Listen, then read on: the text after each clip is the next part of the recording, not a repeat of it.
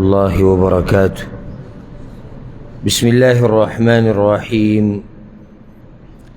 الحمد لله رب العالمين، والصلاة والسلام على أشرف الأنبياء والمرسلين نبينا محمد وعلى آله وصحبه أجمعين. أما بعد، د پیغمبر صلی الله علیه وسلم د احوالو او داغه د صفاتو د اخلاقو مبارکه د مبارک مجالسو او پای کې مون خبره شروع کړې و د پیغمبر صلی الله علیه وسلم د وضاحت طریقه، یعنی یو خبره چې به واضحه کوله یا څوک به په خبره باندې پوه کو، نو په څه طریقه باندې به پوه کو. او د هر عالم او د هر استاذ او د هر مشر دا کوشش چې زما په خبره باندې دا ناس خلق دا مخامخ دا اوریدونکي لیدونکي دا پوه شي، بیا مهارت او حکمت پوری خبره چې څوک په څه طریقه باندې خلق پوه کولی شي. اوس پیغمبر صلی الله علیه وسلم د امت سردار دی او هغه د دې امت د پاره د پلار حیثیت لري، نو د هغه په شان فصاحت او بلاغت والا نو، بل د هغه سره فصاحت مو بلاغت مو خبرې واضحه وي، سړی به په طریقه باندې پوه کو. ځکه مشهور روایت دی د معاویه رضی الله عنه، هغوی چې په الله مې دې قسم وي چې ما په خپل ژوند کې د پیغمبر صلی الله علیه وسلم په شان استاذ او معلم هغه نه دی لیدلی. نو څه نه څه خبرې خو دې باره کې شوې وي چې پیغمبر صلی الله علیه وسلم به خبرې وضاحت څنګه په اشاره باندې به کو. یو دا خبره و چې اشاره به کو، اشاره به کله سر ته وکړه، کله سینې ته، کله اغزي ته، هغې باندې به څو مثالونه نور هم ذکر کو. لکه یو حدیث کې داسې راځي د ابو هریره رضی الله عنه روایت دی په صحیح بخاري صحیح مسلم کې، وی پیغمبر صلی الله علیه وسلم یو ورځ دا خبره وکړه چې والذي نفسي بیده، زما دې په هغه رب قسم وي د کوم رب په لاس کې چې زما ساه ده، ان منکم من احد يدخله عمله الجنة یا ما منکم یا لیس احد منکم ينجيه عمله. روایت کې داسې راځي، او روایت کې راځي انه ما من احد يدخل الجنة الا بفضل الله، یعنی تاسو کې یو سړی په خپل عمل سره جنت ته نشي تللی. نو هغو ته ولا انت یا رسول الله، صحابه کرامو یا رسول الله تاسو هم نشئ تللی په خپل عمل سره جنت ته؟ هغو ته ولا انا، زم په خپل عمل سره جنت ته نشم تللی الا ان يتغمدني الله برحمة منه وفضل، مگر دا چې الله مې په خپل رحمت او فضل کې ډوب کی او پای کې مې پټ کی، هله به جنت ته ځم. ابو هریره رضی الله عنه وضع يده على رأسه، او په دې خپل سر باندې لاس کېښودی، مگر زه الا دا چې الله مې په رحمت کې ډوب کی. دلته لاس په سر باندې ایښوده، یو خو دې سره دا واضح شو چې ځان یادوي زه، دویم دا چې په سر باندې لاس ایښوده معنی ده چې ما ډوب کی په رحمت کې او پټ مې کی په خپل رحم او کرم کې، نو هله به زه جنت ته ځم. دا طریقه د پیغمبر صلی الله علیه وسلم د خبرې د وضاحت. دې حدیث کې یو دا فایده م راووته چې په خپل عمل سره څوک جنت ته نشي تللی، تر دې چې پیغمبر صلی الله علیه وسلم هغه هم جنت ته په خپل عمل سره نشي تللی. بیا سوال دا دی دلته چې قرآن کې ډېر ایتونو کې داسې راغلي دي چې الله به جنتیانو ته وایي چې جنت ته ننوځئ د هغه اعمالو د لاسه کوم چې تاسو کړي دي. نو څنګه پیغمبر وایي چې عمل سره څوک جنت یا عمل د لاسه جنت ته نشي ننوتی؟ نو جواب دا دی چې دا عمل یو سبب دی، خو نور دا عمل د دغه جنت برابر نه دی. صحیح دی یو سړی دیندار دی، نیک عمل کوي، الله به دې د لاسه جنت ته بوځي، خو دا اعمال دومره نه دي چې دی د جنت ته تلو لایق وی، خو دا په الله رحم وکړي چې جنت ته یې ولېږو. لکه هسې یو وضاحت دپاره یو مثال ته یو سړی راولي یو کار دپاره هغه کار وکړي هغه کار مثال کې د 500 روپو دی او ته 1000 ورکړي نو د ده دا کار د دې لایق نه و چې ده ته 1000 روپۍ میلاو شوی خو ده ته یو زیاتي د هغه سره ښه وکړو چې د 500 په ځای دې وله 1000 ورکړي دې جنت ته په عمل سره څوک نشي تللی مګر دا چې الله پې رحم نه یې کړی دا زموږ دپاره د سوچ خبره ده که چېرته زړونه م ژوندي که ته دې ټک خطا عمل ته پروت یې چې یاره موږ هم لا څوک یو نو بیا ډېر په غلط سوچ او په غلط ګمان کې پروت یې چې دا دې خپل دغه عمل چې هغه م واضحه دی او ته یم پېژنې او زه یم پېژنم چې لا په دې ستا اعتماد دی چې دا به ما جنت ته بوځي نو دا خو به ته ډېر په یو یعنی په ډېر کمزوري امید کې پروت دی داسې امید چې هغه تشه هوا ده هسې هوا ده حقیقت یې نشته هغه انسان پیغمبر صلی الله علیه وسلم چې د هغه په شان بندګي د الله نه چا کړې ده نه به یې څوک وکړي خپې به د هغه وپړسېدې خپې به وچودې الله ته جړاګانې جهادونه محنتونه کوششونه هغه سیرت تفصیلي موږ بیان کړی او هغه وایي زه په خپل عمل سره جنت ته نشم تللی نو زما او ستا عمل به صحیح وي چې د الله رحم او کرم نه وي نو هېڅوک جنت ته نشي تللی څوک چې جنت ته ځي د الله په رحم سره ځي څوک چې جهنم ته ځي د الله په عدل او په انصاف سره ځي که رب العالمین موږ ټول جهنم ته غذار کړي که نه دا به د الله عدل او انصاف وي او که الله موږ جنت ته بوځي دا به د الله رحم او کرم وي موږ ته په خپله پته ده عجیبه په دې انسان کې دا د قرآن کې م الله ذکر کړي په صورت العادیات کې صورت القیام کې چې د انسان په دې خپل ځان په خپله ګواه دی دا عجیبه خبره موږ ته په خپله پته ده چې زموږ دا اعمال او دا حالت دا د سزا لایق دی دا د سزا لایق دی دا موږ ته هم پته ده نو که رب العالمین چې ته موږ ټول روالي او جهنم ته م ګذار کړي که نه دا به د الله عدل او انصاف وي دا به د الله ظلم نه وي او که موږ جنت ته بوځي نو دا به محض سوچه د الله کرم او رحم سوچه الا دا که اوس تاسو کې څوک داسې چې خپل عمل ورته ډېر اوچت ښکاري هغه خبره نشم کولی پیغمبر وایي چې زه به خپل عمل جنت ته نشم تللی او موږ ته هم د خپلو اعمالو پته ده چې دا به څه زموږ به څه عمل به څه هغه ملایک چې هغه د کوم وخت نه پیدا شوي دي او د الله په بندګۍ کې دي شهوت ته هغوی نشتي ګناه هغوی نه کوي نافرماني هغوی نه کوي دا ملائک به هم د قیامت په ورځ الله ته وایي چې ما عبدناک حق عبادتک ستا چې عبادت پکار وي الله موږ ونه کړو حالانکې د کومې ورځې نه چې پیدا دي هغوی د الله په بندګۍ کې دي او دوی مو یا الله موږ ستا عبادت ونه کړو دا بعض په دې عوامو کې به ته واوري د خپل عبادت صفت به کوي د نورو نه ښیي او موږ جدا کوو موږ دا ډېر یعنی نامناسب خبرې دي چې یو سړی د خپل ځان صفت کوي او ته به څه عمل به دې څه عبادت به دې څه که ځان خاوریم کې د الله دپاره او نه چا کړي یې داسې که ځان خاوریم کې یعنې د خپل وخت د خلکو خبره کوو که ځان خاوریم کې د الله دپاره بیا هم تا څه نه دي کړي پاتې لا دا چې دغه معمولي غونته کې عمل د هغه هم پته نشته چې اخلاص پکې یا نه وي د پیغمبر په طریقه یې نه وي په زړه کې په هغه ټایم صحیح څه نه وي او هغې ته یو سړی دومره ډډه ولګوي چې یعنې موږ هم څوک یو دا هیرې خبره ده الغرض پیغمبر صلی الله علیه وسلم اشاره څه ته وکړه سر ته وکړه او دا خبره به مخکې ذکر کړې وه چې کله چې استاذ یا بیانونکی خبرې سره اشاره وکړي نو په دې باندې اورېدونکی لیدونکی ښه پوهېږي یو بل روایت چې د ابو هریره رضی الله عنه وی پیغمبر صلی الله علیه وسلم دا خبره کړې وه لا تحاسدوا ولا تناجشوا دا فایده په دې کې دا د پیغمبر صلی الله علیه وسلم د احوال چې موږ بیانو لکه هغه مقصدي خبره خو پکې بیان شي خو هغه حدیث ورسره هم سړی واوري او په هغه حدیث کې به نورې هم ډېرې فایدې او د پیغمبر صلی الله علیه وسلم خبرې چې څومره اوري دې سره ایمان علم تقوا عجزي د هر څه ورسره ډېرېږي اوس دې حدیث کې پیغمبر صلی الله علیه وسلم وی لا تحاسدوا ولا تناجشوا ای مسلمانانو د یو بل سره به حسد نه کوئ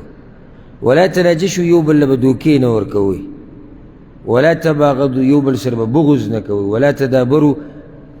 او په سختو کې به یو بل ته شا کوئ نه ولا یبع بعضکم علی بیع بعض او د یو کس په بیه باندې بل بیه مه کوئ وکونوا عباد الله اخوانا او وګرځئ د الله بندگان رونه المسلم اخو المسلم مسلمان د مسلمان رور دی لا یظلمه ولا یخذله ولا یحقره مسلمان به د مسلمان سره نه ظلم کوي نه به په سختو کې پریږدي او نه به د حقارت او د سپکوالي په نظر باندې هغه ته ګوري دا به د مسلمان شان التقوى ها هنا پیغمبر صلی الله علیه وسلم تقوا دلته ده ويشير الى صدره 3 مرات او دې سینې ته 3 پیرې اشاره وکړه تقوا دلته ده تقوا دلته ده او تقوا دلته ده دا حدیث چې کوم موږ ذکر کو دا امام مسلم راوړی دی مقصدی خبره دی کې څه وه پیغمبر صلی الله علیه وسلم اشاره وکړه څه ته سینې ته ښه اوس کېدای شي څوک د دې نه دا مسله راوباسي چې یاره یعنې د هغه خلکو خبره صحیح ده د کومو خلکو چې ایمان په زړه کې پکار دی ظاهره کې که هر څه ګیره مه پرېږده حرام خوره زنانه دې پرده نه کوي پنسې په ځان پسې راکاږه دوکې دړاکې کوه نشې تماشې کوه خو چې ایمان وي دلته پکار دی دا یو فلسفه ده د بعضو جاهلانو زه بېله پوه شوی نه یم چې دا څه ناشنا فلسفه د دوی دی چې ایمان په زړه کې پکار دی او بهر راښکاره کېږي نه ناشنا ایمان دی بهر ته نه راوځي صرف دننه پروت دی په دې پسې دا مثال هم واوره او د خبرې وضاحت به هم وشي او په ډېر ښه ځای کې دا مثال لاړ د ابوهریره رضی الله عنه روایت دی په صحیح مسلم کې دی پیغمبر صلی الله علیه وسلم ان الله لا ينظر الى اجسادکم الله ګوره ستاسو بدنونو ته نه ګوري ولا الى صورکم او نه الله ستاسو شکلونو ته ګوري ولكن ينظر الى قلوبكم واعمالكم الله ستاسو زړونو ته ګوري او ستاسو اعمالو ته ګوري واشار باصابعه الى صدره او په دې ګوتو سره اشاره وکړه دې سینې ته دې ځکه پیغمبر صلی الله علیه وسلم اشاره سینې ته وکړه او سبحان الله دغه تېر شوي خبرې وضاحت ورسره وشو ګوره الله ستاسو بدنونو ته نه ګوري الله ګوره د بدنونو څخه کار نه ساتي که ته ښایسته یې ځان له ښایسته یې که ته سپین یې که ته دنګ یې که ته سور یې او که ته هر څه یې الله دې ته نه ګوري نه الله شکلونو ته ګوري او یو روایت کې داسې راځي چې الله مالونو ته هم نه ګوري چې نه پلانی مالداره دی او دا خان دی او دا ملک دی او دا زورور دی الله دې ته نه ګوري خو نو الله څه ته ګوري الله ګوري وایي زړونو ته او اعمالو ته او اشاره سینې ته وکړه ځکه چې دا زړه په سینه کې دی دې ځکه فایده که چېرته پیغمبر صلی الله علیه وسلم په دې ځای دا خبره ودرولی چې الله زړونو ته ګوري صرف نو بیا به دا خلکو خبره صحیح وي چې ایمان په زړه کې پکار دی خو پیغمبر اوس وایي الله زړونو ته ګوري او څه ته ګوري اعمالو ته ګوري چې زړه دې برابري ظاهره کې به څه راښکاره کېږي کېدی نه شي چې ستا په زړه کې د استقامت یو هغه بهر نه راښکاره کېږي لازم راښکاره کېږي یو زه ته ښکلې خبره وکړم دا زړه په بدن کې مثال د څه لري د باچا او باچا چې څه وایي نو څه کېږي هغه کشران پې عمل کوي دا باچا زمونږ دا زړه چې دی دا باچا دی د دې اندامونو د لاسونو د خپو د سترګو یعنې هر اندام چې ته دی د هغې دا باچا دی عجیبه خبره ده چې باچا دی برابر او اندامونه دي ګډوډي کېدای شي داسې چې باچا دی برابر او کشران دي ګډوډي د یو ملک او د یو علاقې مشر چې دیندار وي او کشران یې څه هغه هم دیندار وي ځکه چې د هغه زور چلیږي که دوی دینداره یم نه خو هغه راټینګ کړي ځکه چې د هغه زور چلیږي نو دا عجیبه خبره ده چې زړه دی برابر دی او بهر چې کوم د زړه کوم فوج دی کوم کشران دی هغه ګډوډ دي دا د منلو خبره نه ده او ښکلی دلیل به دا حدیث دی چې الله زړه ته ګوري او عمل ته ګوري عمل ورسره الله ذکر کړی دی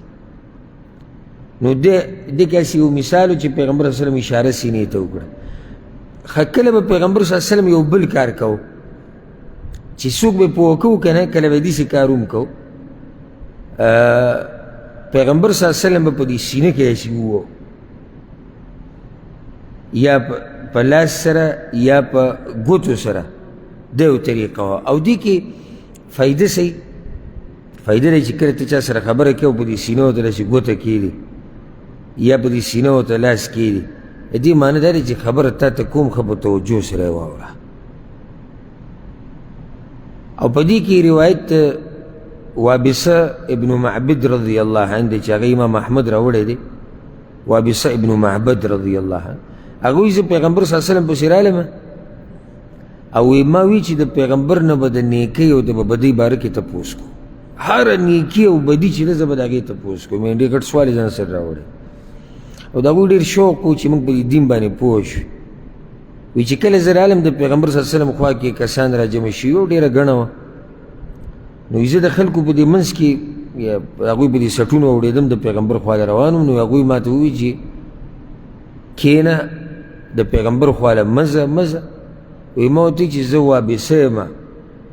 ما پرېږدئ زه د هغه خوا له ورځم لرې نه راغلی یم فانه من احب الناس الی ان ادنو من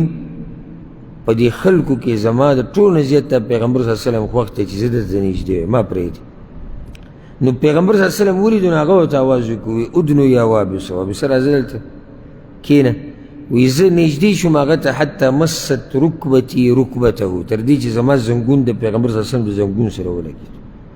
دومره جوخ ورسره کېناست وی بیا ما ته وایي چې یا وابسه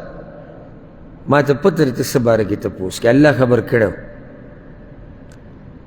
ښه نو څه باره کې وي ما ورته وایي چې یا رسول الله نو څه باره کې تپوس کوم وایي ته راغلی د نیکۍ او د بدۍ باره کې تپوس کې وی ما ورته وایي چې آو فجمع اصابعه الثلاث دا درې ګوتې داسې راجمع کړي فجعل ینکت بها فی صدري زما په دې سینه کې داسې ووالي او ما ته وایي چې وابسه د خپل ځان نه تپوس کوه نیکي هغه څه ته وایي چې زړه پرې مطمئني نفس ورته مطمئني او ګناه هغه څه ته وایي چې ستا د زړه پرې خرابېږي په زړه کې دې تردد راځي او نه غواړي چې خلک د هغې نه خبر شي د دې وضاحت مونږ څلوېښت حدیثونو کې کړه دلته مقصدي خبره څه وه چې پیغمبر صلی الله علیه وسلم هغه له په دې سینه کې دا ګوتې چې ورته راواچولې نو معنی د دې دا دی چې دا د پوه کولو یو طریقه ده د یو سړي توجه خپل طرف ته راړول دي دغه شان پیغمبر صلی الله علیه وسلم هغه اوږد حدیث دی د جابر رضی الله عنه هغه پکې د پیغمبر صلی الله علیه وسلم د حج طریقه بیانوي په صحیح مسلم کې دی چې حجة الوداع پیغمبر صلی الله علیه وسلم په څه طریقه کړه نو هغه وایي چې پیغمبر صلی الله علیه وسلم د عرفات په میدان باندې خطبه کوله او په دې خطبې په دې دوران کې دا وایي چې وانتم تسألون عني الله به د قیامت په ورځ تاسو نه زما په باره کې تپوس کوي فما انتم قائلون نو تاسو به الله ته څه وایي زما باره کې صحابه کرامو ته نشهد انک قد بلغت وادیت ونصحت موږ به الله ته دا وایو چې یا الله موږ په دې خبره باندې ګواه یو چې پیغمبر موږ ته خبره را رسولې ده امانت یې زی ته رسولی ده او موږ ته هر قسمه نصیحت او وضاحت کړی دی فقال باصبعه السبابه نو پیغمبر صلی الله علیه وسلم دا سبابه ګوته توحید او تشهد ده دا اوچته کړه اسمان ته وینکتها الى الناس او خلکو ته بهم اشاره کول خلکو ته اشاره او اسمان ته داسې وی اللهم اشهد اللهم اشهد اللهم اشهد یا الله ته ګواشه یا الله ته ګواشه یا الله ته په دې خبره ګواشه دې کې پیغمبر صلی الله علیه وسلم په ګوته باندې اشاره وکړه دې سره د خبرې وضاحت چې یا الله ته ګواشه چې دا خلک د دې خبرې ګواهي ورکوي چې ما دوی ته ستا دین پوره پوره رسولی دی کله به پیغمبر صلی الله علیه وسلم د مثال د وضیحه کولو دپاره د ګوتې استعمال کو لکه په هغې باندې ښکلی مثال هغه دا دی یو حدیث کې داسې راځي امام مسلم راوړی دی د مستورد ابن شداد رضی الله عنه پیغمبر صلی الله علیه وسلم وایي ما الدنیا فی الاخره او دې ته غوږ کېدی خصوصا دا دنیا والا چې کوم دی او دنیا والا ډېر دي ما الدنیا فی الاخره الا کمثل ما یجعل احدکم اصبعه هذه فی الیم فلینظر بما یرجع پیغمبر صلی الله علیه وسلم وی دنیا او د آخرت مثال داسې دی دا لکه یو سړی چې دا ګوته راوالي او په دریاب کې ووی او بیا یې د دریاب نه راوچته کړي نو وګورې د ګوته پورې څنګ ختي په دې پورې څنګ ختي او دا پاتې څومره ډېر شي دا د دنیا او د آخرت مقارنه ده یعنی دا چې پاتې شو دا څومره ډېر دی او ستا په دې ګوته پورې لږ څه دي دا دنیا ده دا د آخرت په مقابله کې ده آخرت همیشه پاتې کېدونکی ژوند دی همیشه خوشحالیانې همیشه نعمتونه لذتونه دي دلته ستا په دې ګوته پورې چې څومره اوبه ونښتلي دریاب نه دا د دنیا ژوند دی دا د دنیا مزې دي همدقه د دنیا هغه نعمتونه دي نیمګړي لږ د لږ وخت دپاره نو دې ځای کې پیغمبر صلی الله علیه وسلم د خبرې د وضاحت دپاره څه چل وکړو د ګوتې استعمال یې وکړو په دې سره خبره ښه واضح شو که چېرته پیغمبر صلی الله علیه وسلم هسې خبره کړې وې چې مثال داسې دی لکه یو سړی چې ګوته په دریاب کې دا دومره نه واضح کېده چې څومره دا ګوته وښوه لکه یو سړی چې دا ګوته په دریاب کې وردننه کړي نو بیا دې وګوري چې د ګوتې پورې څنګ ختي دې سره خبره ښه واضح کېږي لکه یو حدیث کې پیغمبر صلی الله علیه وسلم وایي دا په صحیح بخاري صحیح مسلم کې حدیث دی د سهل بن سعد الساعدي رضی الله عنه پیغمبر صلی الله علیه وسلم وایي بعثت انا والساعه كهذه من هذه یو روایت کې راځي كهاتين وقرن بين السبابه والوسطى پیغمبر صلی الله علیه وسلم دا دوه ګوتې یو ځای کړي دا منځنۍ او د توحید دا سبابه ګوته چې ورته وایي وی ما او قیامت داسې راغلي وو موږ یو بل ته داسې نږدې وو لکه دا ګوته چې دې ګوتې سره نږدې ده یعنی دې دوه ګوتو کې چې څومره فرق دی همدومره د پیغمبر صلی الله علیه وسلم د راتلو او قیامت منځ کې فرق یا دغه شان نږدې یو بل سره راغلي یو روایت کې داسې راځي وي نږدې و چې قیامت زمانه را مخکې شوی یعنی اشاره دې طرف ته چې قیامت په ما پسې را روان دی بل پیغمبر نه راځي او نه بل امت راځي همدا امت آخري دی او دا پیغمبر صلی الله علیه وسلم آخرنی پیغمبر دی دې ځای کې ګوره پیغمبر صلی الله علیه وسلم د ګوتو د یو ځای کولو سره د خبرې وضاحت وکړو چې ما او قیامت داسې راغلي وو لکه څنګه چې دا ګوته د دې ګوتې سره نږدې ده دغه شان پیغمبر صلی الله علیه وسلم یو روایت کې داسې وایي امام مسلم دا حدیث راوړی د انس بن مالک رضی الله عنه پیغمبر صلی الله علیه وسلم وایي من عال جاریتین چا چې د دوو لونو تربیت وکړو حتی تبلغا تر دې چې دغه لونه پیغلې شوې او بیا واده شوې جاء یوم القیامة انا وهو ما او دی به د قیامت پورې داسې راشو او پیغمبر صلی الله علیه وسلم دا ګوتې یو ځای کړي دلته دا ګوتې یو ځای کول دې دپاره دي چې یعنې ما او دی به دقه شان یو ځای وو په جنت کې کوم سړي له چې الله دوه لونه ورکړي او دی ښه تربیت وکړي او دی په هغوی باندې خرچه وکړي بیا هغوی واده کړي رب العالمین دله دومره اجر ورکوي چې دی به د پیغمبر صلی الله علیه وسلم سره په جنت کې او په آخرت کې دقه شان یو شي او دا حدیث خصوصا د هغو دپاره دی هغه جاهلانو دپاره چې په لوڼو باندې خفه کېږي چې ولې دا لور الله را کړې ده نو کومو خلکو له چې الله لوڼه ورکړې ده د هغوی دپاره زیری دی دا زیری ګوره د نارینه هلک په باره کې نشته دا د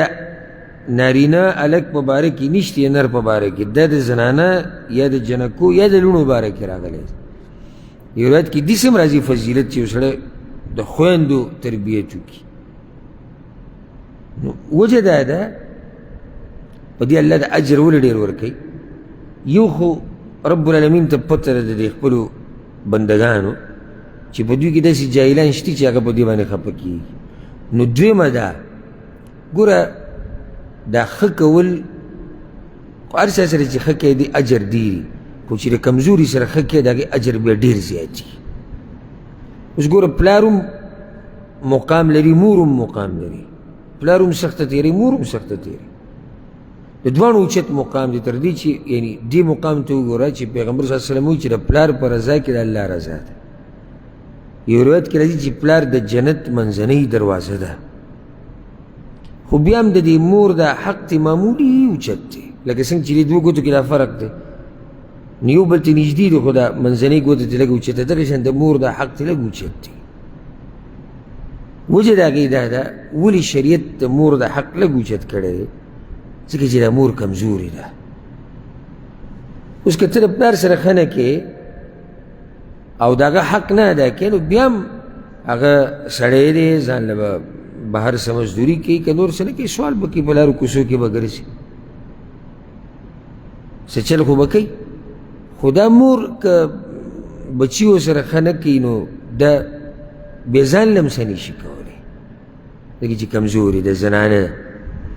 ځکه دلته د لوڼو خبره بیان شوې ده چې یو سړی د لوڼو تربیت وکړي او دوی ذکر کړي یو روایت کې 3 راځي یو روایت کې یو هم راځي.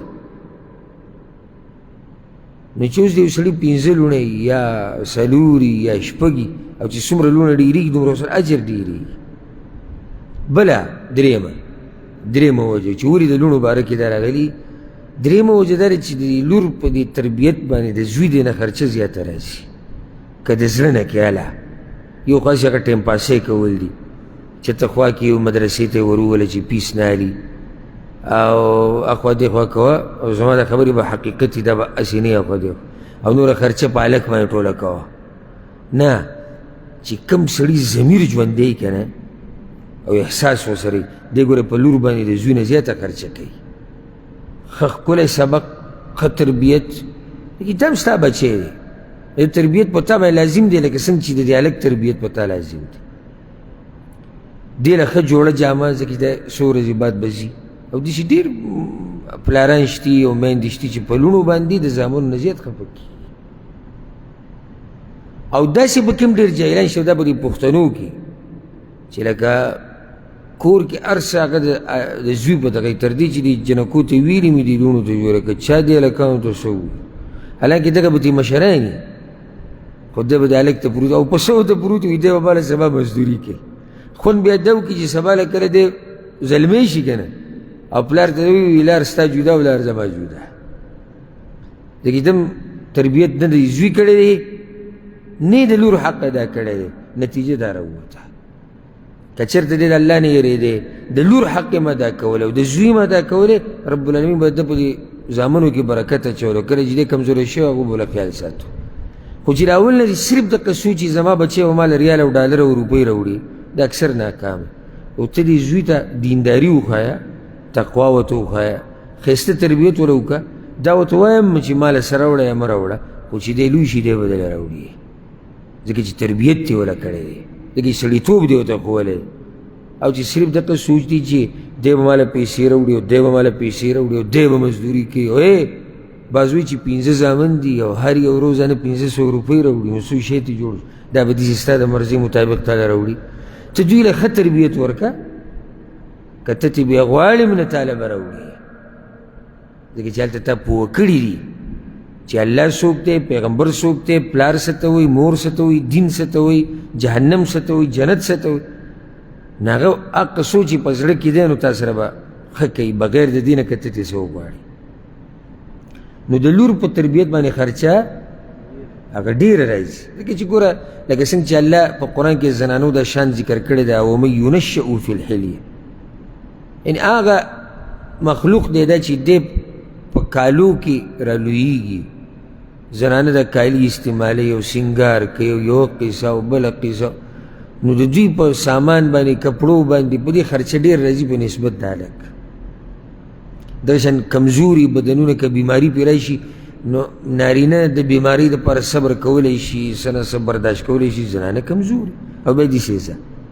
او دې خبرې وضاحت مې دلته دې دپاره وکړو ځکه چې دا ډېر فایدهمند حدیث دی چې څوک د 2 جنکو تربیت وکړي د هغوی د بلوغه پورې یعنې چې هغوی پیغلي شي دی به راځي د قیامت په ورځ د پیغمبر صلی الله علیه وسلم سره دغه شان دغه شان یو ځای به راځي مقصدي خبره دې کې څه وه پیغمبر صلی الله علیه وسلم دا 2 ګوتې یو ځای کړې ملګري پوه کړو چې موږ به دغه شان راځو یو ځای لکه داسې یو بل حدیث هم دی په صحیح بخاري کې دی پیغمبر صلی الله علیه وسلم وایي انا وکافل الیتیم فی الجنة هکذا زه او د یتیم پالونکی په جنت کې موږ دواړه دغه شان دا 2 ګوتې یو ځای کړي دا منځنۍ او د تشهد ده یا د مسواک دا ګوتې زه او د یتیم کفالت کوونکی موږ په جنت کې دغه شی اوسي. نو د یتیم کفالت دا بیا اوچت عمل دی چې ته د هغه چا خیال وساتي چې هغه د بلوغ نه مخکې پلار مړ دی، که هغه هلک دی او که جنۍ ده او په سر ور لاس کې دی. دا ډېر اوچت عمل دی چې د دې زموږ په پښتنو کې ډېر کمی دی. موږ په دې کې یعنې صفر ته به نږدې یو او ډېر لږ د شمار خلک به چې هغه به چېرته د یتیمانانو خیال ساتي او د هغوی تپوس وکړي. او زه اکثر دې درسونو کې هم هسې هم دې ملګرو ته وایم صاحب لکه اوس یو سړی کلي ته پیسې لیږي، ته څوک مثال کې پیسې لیږي، هسې مثال به 1000 ریاله لیږي د میاشتې، 1000 ریالو سره 100 زیاتې کړه، ډېره ته نه یم، صرف 100. د 1000 ریاله د ستا دې بچو شو، د 100 د هغه پلاني ماشوم شو چې هغه یتیم د پلار یې مړ شوی. خو نه به وي ستاسو په علاقو کې یتیمانان که نه؟ داسې علاقې کې څوک نه چې وړوکوالي کې پلار مړي؟ ډېر شی دی، په خپله به ځان ګویي کوو. نو 100 ریاله هېڅ شی دی، د 0 سره 100. ته د پتشتي دی په بدله کې به ته د پیغمبر سره ګاونډي کېږي. 50 ریاله. ها یو سړی بچو له کپړې ویلي، لکه مثال کې 3 سوټونه یې راوړو، جوړې یې راوړي، 4 راوړه. دا یو دغه بل ماشوم شو، پلانی یې مړ دی، هغه زوی دې پاتې شوی وړکي یا هغه ماشومه دې پاتې شوی. یعنې هېڅ ګران کار نه دی. او څوک چې نیکي کوي ورب الکعبه که ورته ګران یې الله یې ورته اسانوي. او چې نه کوي که نه، چې نه کوي نو ده ته 1 ریال ورکول دومره ګران وي لکه سرمن چې دې به بل طرف اړی. 1 ریال ورکول ډېر اسان کار دی. داسې سوچ وکړه لکه د 3 په ځای چې ستا 4 بچي دي، ستا 4 بچي ته به خرچه نه کوله؟ ته یې ذمهوار وي که نه؟ 4 یې که، د 4 په ځای 5 که، د 5 په ځای 6 که. دې کیسې دي. هسې هم ته د هغوی خرچه څومره په پراخه سینه ته به بچو باندې خرچه کړي، هغه بوج هم نه ګڼي. یو سره یو یتیم که که ده نو اجر پرې ته څومره میلاویږي او کار معمولي کار دی. الله دې زموږ په حال رحم وکړي. موږ ځان ته دا دینداري هسې ډېره ګرانه کړې ده چې بس دا د احد دا غر اوچتول دي په شا باندې. کله به پیغمبر صلی الله علیه وسلم یو خبره بیانول او پای کې به څه شمارل، نو داسې د لاس ته ګوتې به داسې شمارلې پکې وي، 1 2 3 دې سره هم خبرې وضاحت کي. لکه ابو هريره رضی الله عنه روایت دی او د امام ترمذي راوړی، وی پیغمبر صلی الله علیه وسلم وی څوک به زما نه دا خبرې زده کي او بیا به پرې عمل وکړي. وی زه څه خبرې کوم خو څوک به یې رانه الي او عمل به، یعنې شرط دا دی چې عمل به پرې کوي. ابو هريره رضی الله عنه وی ما ورته چې انا یا رسول الله، زه دی د دین زده کوونکی یو، هسې هغه اته شورېدونکی په دې غوږ یې اوري او په دې بلې وباسي او په دې جومات به یې دروازې چې وځي یو هغه دینداري هم په جومات کې پاتې شي، هغه تقوا هم په جومات کې پاتې شي. نه، علم هغه مزه کوي چې ته یې زده کړې او ته پرې عمل کوې. کله چې ابو هريره رضی الله عنه دا خبره وکړه نو وی فاخذ بيدي، پیغمبر صلی الله علیه وسلم زما دا لاس ونیو، د ابو هريره لاس یې ونیو. فعد 5 نو 5 یې پې شمار کړو. څنګه؟ د ابو هريره رضی الله عنه لاس یې ونیو، ورته یې وي اتق المحارم تكن اعبد الناس. ډېر ناشنا نصیحتونه دي او د 5 ګوره که تاسو پې هم عمل وکړو نو جنت ته پې ځئ. دا صرف د ابو هريره رضی الله عنه دپاره خاص نه دي. یوه دا ګوتې وله داسې واړوله، د حرامو نه ځان لرې ساته، ته به د الله عبادت گزار بنده. ورد بما قسم الله لك تكن اغنى الناس. دویمه الله چې ستا په دا ډېره فایدهمنه خبره ده، ګوره الله چې ستا په تقدیر کې څه لیکلي دي او څه په نصیب کې دي په هغې راضي اوسه. د خلکو نه بې پروا ژوند به تېری، الله به دې مخلوق ته نه محتاج وي، ځکه ته راضي په خپل ژوند باندې، ته به غني موړ به موړ. واحسن الى جارك تكن مؤمنا. درېیمه خبره وي ابو هريره دا ده چې د ګاونډي سره ښه کونو کامل مؤمن به ځنه الله جوړ کړي. واحب للناس ما تحب لنفسك تكن مسلما. او د ځان دپاره چې څه خوښې دا څلورمه او ځان دپاره چې څه خوښې دا د بل دپاره هم خوښوه ته به مسلمانې. ولا تكثر الضحك او ډېرې خنداګانې مه کوه فإن كثرة الضحك تميت القلب ځکه چې ډېره خندا زړه وژني. نو پنځه ورته وشمارلې د چا په لاس باندې؟ د ابوهریره رضی الله عنه په لاس باندې. او دا هغه حد درجه محبت دی د استاد د شاګرد سره چې د هغه لاس یې نیولی او هغه ته شماري. دا خبره به د دې شاګرد نه هېره شي چې داسې ورته شمار کړي. دا چېرته نه هېرېږي الا دا چې اوس داسې په یو بلاک باندې واوړي. بلاک مطلب چې یعنې نه عقل او هېڅ پکې نه نه به هېرېږي. خو چې داسې وي چې څه نه څه شوق وي او ته ولې لاس ونیسې او ته ورته وګوره پلانیه دا کار مه کوه دا مه کوه دا مه کوه. بس دا د په زړه کې پرېوته څومره ورته تا واضحه کړه او د هغه په ګوتو د هغه په لاس. دا د پیغمبر صلی الله علیه وسلم د پوه کولو یو طریقه وه. کله به په خپل لاس شمارلی داسې لکه یو روایت کې داسې راځي امام بخاري امام مسلم راوړی د ابو مسعود رضی الله عنه وایي پیغمبر صلی الله علیه وسلم دا خبره کوله چې نزل جبریل د اسمان نه راکوشی و دا چې کله هغه مونځ پره شو نو پیغمبر صلی الله علیه وسلم پسې جبریل علیه السلام راغی الله راولېږو نو د منځه دا وختونه ورته وښو.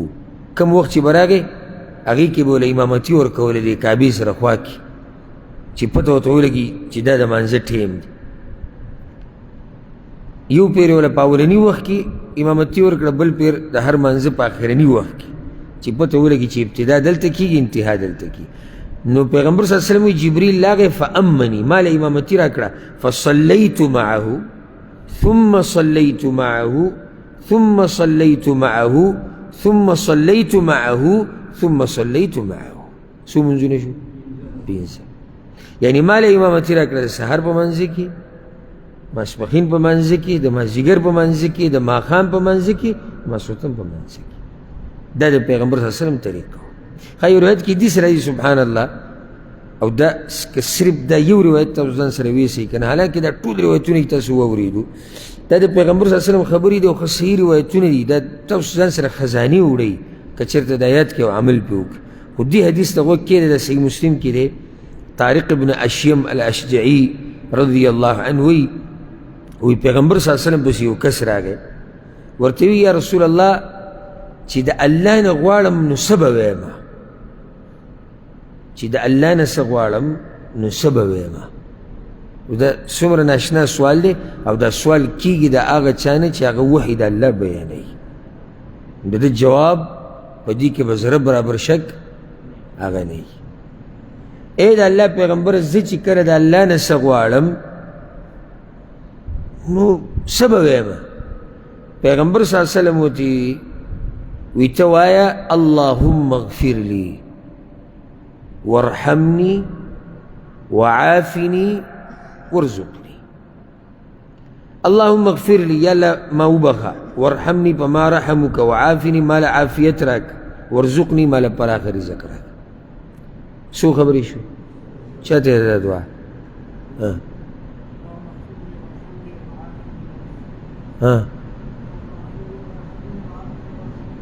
څه طریقه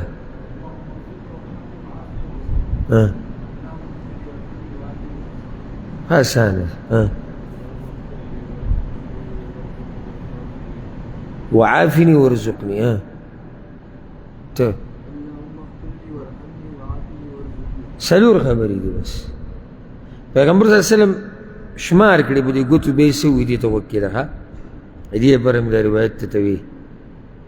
وی پیغمبر صلی الله علیه وسلم چې کله دا څلور شمار کړي چې اللهم اغفر لي وارحمني وعافني وارزقني دا دعا ګوره سجده کې په تهجدو کې هر ټیم یعنی صرف دا دعا نه ده صرف دا پیغمبر وایي زه نه وایم فإن هؤلاء تجمع لك دنیاک و آخرتک چې دا دې د الله نه وغوښتو نو دنیا دې مو شو او آخرت دې مو شو هېڅ هم پاتې نه شو. یعنی تاسو ما ته یو شی نشئ ښوی چې هغه د دې نه بهر وي. سوچ وکړئ ځه چې څه شی دې ذهن ته راځي ما ته ووایه دا په دې دعا کې نشته.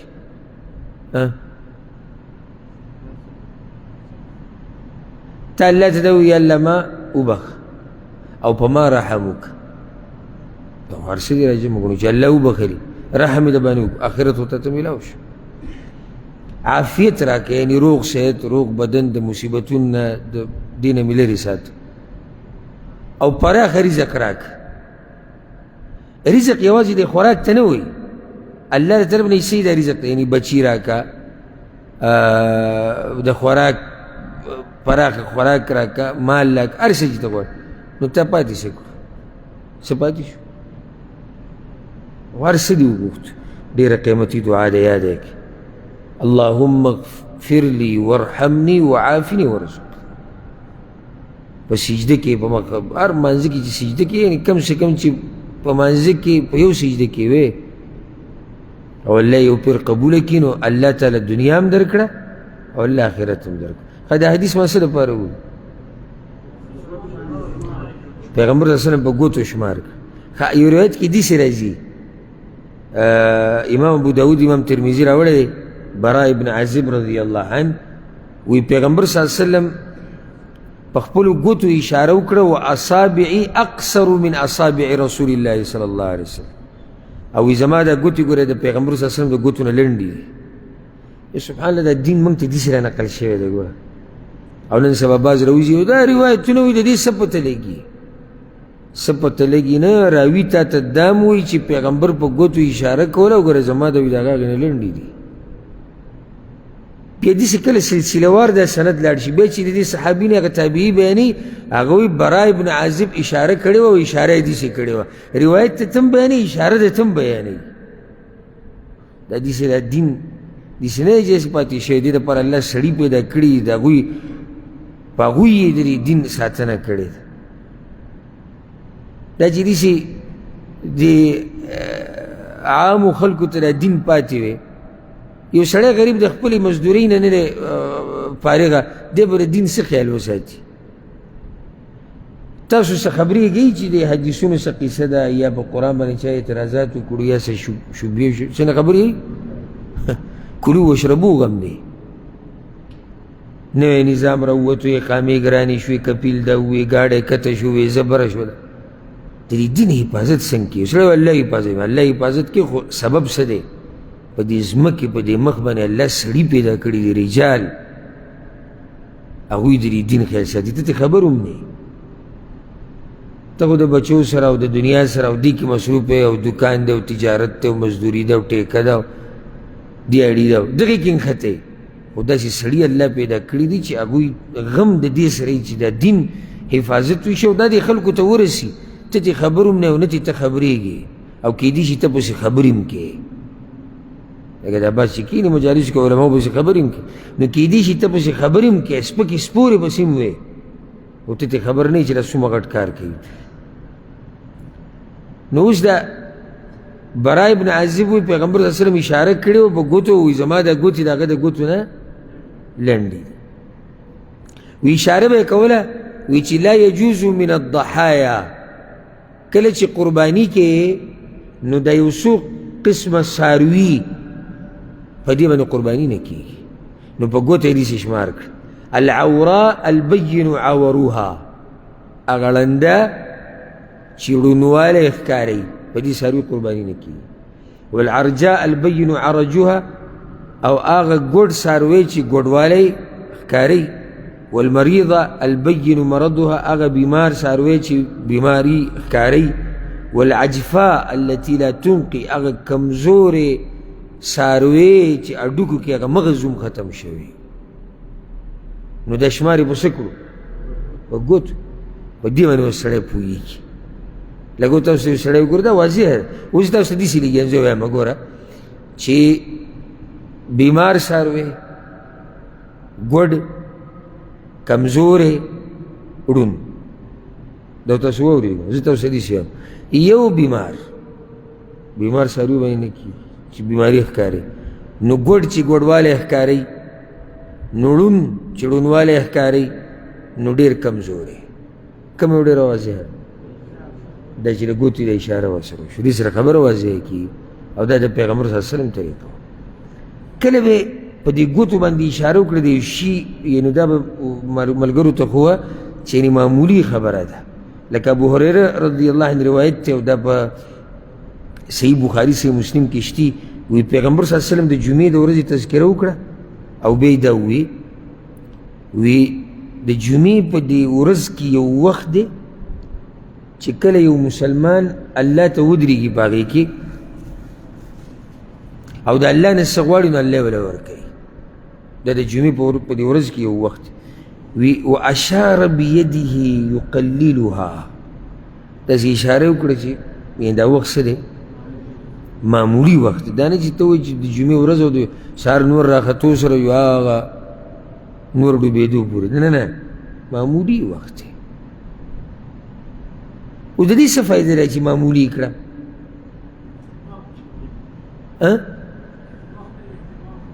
اهتمام یې وکړه بارک الله فیک یعنې تا نه شریعت دا هم نو حالانکې فایده ستا ده یعنې ته چې څه غواړې الله یې درله درکوي فایده د الله نه ده الله خو بله تعالی د خپلو خزانو نه درکوي فایده پکې د الله نشته شته پکې د الله فایده مې غواړه خو که وغواړې ستا فایده ده نو تا ته یې دا ووایي چې قصه دومره اوږده نه ده اهتمام وکړه څنګه دا نه چې تا ډډه لګولې ده چې دا د سحر نه یو د هغه نور ډوبېدو پورې دا معمولي وخت دی نو دوه فایدې دي معمولي وخت دا د معنی ده چې لږ وخت دی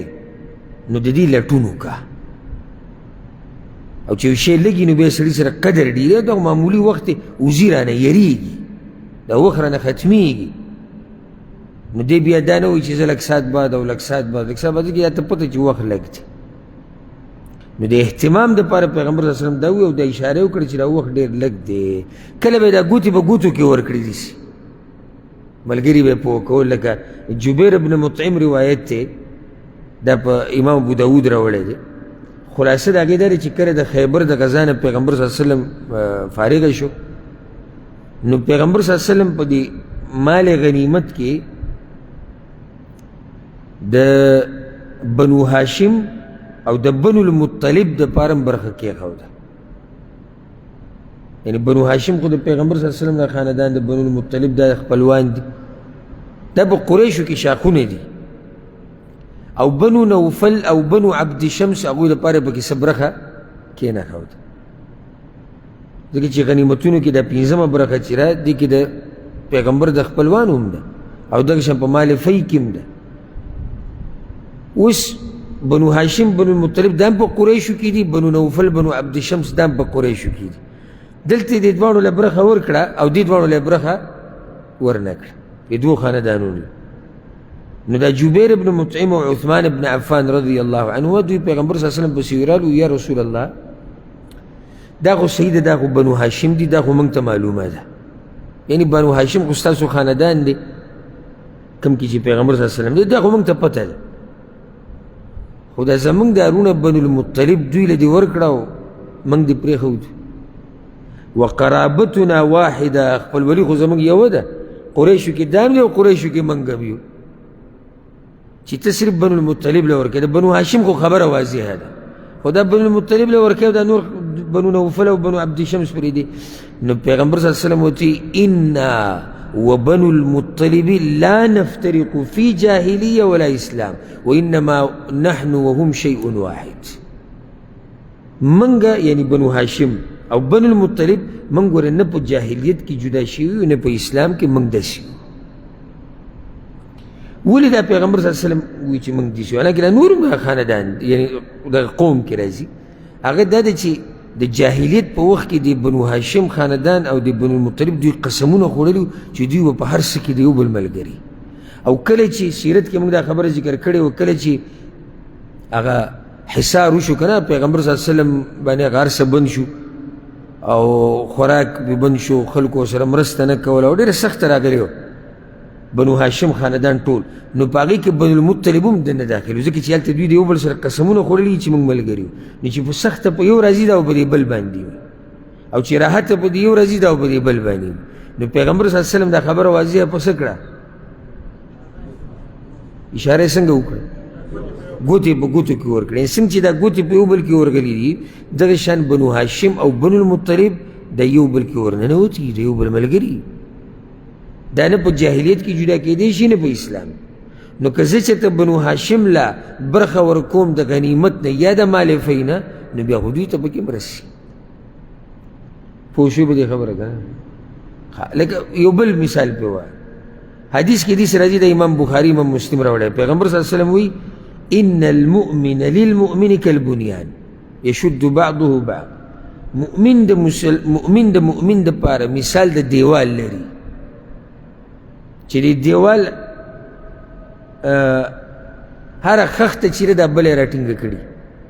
وشبک اصابعه دا ګوتې په ګوتو کې چې ورننویست. یعنې مؤمنان په یو بل کې داسې ورننوتي دي. ځکه یو حدیث کې راځي چې د دوی مثال د یو بدن دی او د بدن په کوم ځای چې تکلیف راشي د هغې د لاسه ټول بدن په تکلیف کې. مؤمنان یو بل سره محبت دومره کوي که چېرته په یو مؤمن مسلمان باندې څه سخته راغله نو دا سخته صحیح دا سخته په ټولو باندې ودیسي کاسې په خوله وایي دیسي نه پکار دیسي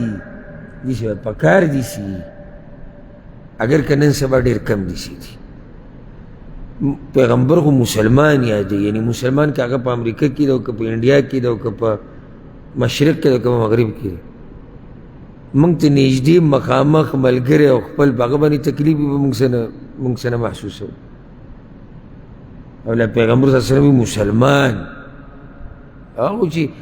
اعلی درجې والا مؤمن هغه ته تکلیف رسي د مؤمن په سخته باندې. نور خو نن سبا فیسبوک ته ځي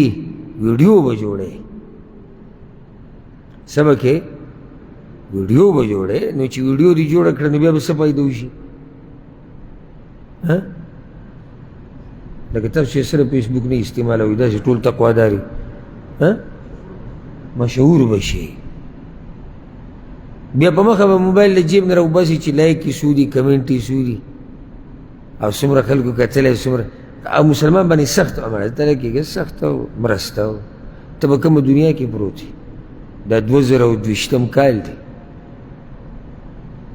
زه به اوس راکوزېږم د ګاډي نه سړی زخمي پروت دی هغه به راوچتوم هسپتال ته به وړم دا ته ویلې ودې دا به د ګاډي نه ویډیو کې وګوره سخته ده. ما د یو کس ویډیو یو ورځ کته چې ته څوک اوبو راوړی دی یو علاقه کې او د کسانو نیولی دی او راویستی دی دا سړی ژوندی دی ژوندی دی چې جټکې وایي دا اوبه د خولې نه راوځي او د سم داسې زګونه داسې ډېرې اوبه ترې راوځي سم زګ تې جوړېږي خو روانه ویډیو ده ګورئ. دا کتونکو وایي دا یو کس چې دی موږ اوس راوویستو که د چایي څوکي دی دا ستا انسانیت دی. ویډیو به وروسته وکړو ته به مشهور هم شي نوم به دې هم وشي چې مرسته دې کړې ده د خلکو. اوس فلحال دې سړي کې لږ ډېره ساه اغشتي دې هسپتال ته ورسو دله څه منډه ووه نو چې کله دله منډه ووهله بیا وله په هسپتال کې ویډیو کا خو ته د هغې شوقین هغه به ته کې بیا وله ویډیو هلته وکړه که نه بیا یې وشرموه خلکو ته یې وښایه وایه موږ وله پیسې هم ورکړي دي موږ وله دا ورکړي دي موږ ورسره ولاړ یو او پلانې هم ولاړ دی او پلانې هم ولاړ دی او پلانې هم ولاړ دی ټول یاد کړه. خو دلته خو دا سړی مري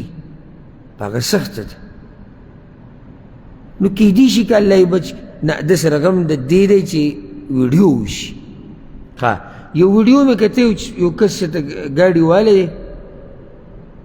او داسې والی دی چې د سر دا یو طرف چې دی نو دا کوپړۍ ماته شوې ده د دماغ او د هر څه تې بهر ته راوتي روډ به منځ کې پروت دی